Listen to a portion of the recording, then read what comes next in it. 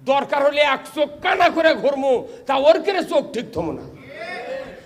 এই বাঙালি জাতির এই একটা হিংসার ইস্যু আছে। হ্যাঁ কথা বল।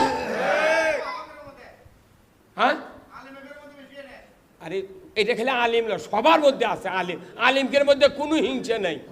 মদ আপনি জানেন না, সূরা মায়দার 12 নম্বর আয়াত পড়ে দেখবেন, ইসনা আশারা নাকিবান, 12টা দলপতি ছিল, তারা এমপির পোস্টের মতো লোক।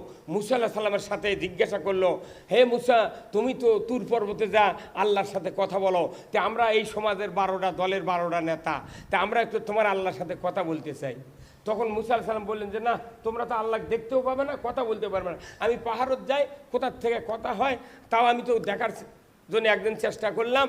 আল্লাহ বললেন যে না, লান্তারানি, তোমরা দেখতে পাবে না, কিন্তু আমার তাজাল্লি তোমাকে দেখান যাবে। তাজাল্লি যখন দিছে, মুসা আলাইহিস সালাম অজ্ঞান হয়ে পড়ে না, তুর পর্বতের অর্ধেক ফাটিয়া, অর্ধেক সুরমা আছে, অর্ধেক আজও খারাপ হয়ে আছে। তাহলে বোঝেন 12টা দলপতি। এই জন্যে আপনার আলিমে দল থাকবে, গ্রুপ থাকবে, অসুবিধা নাই।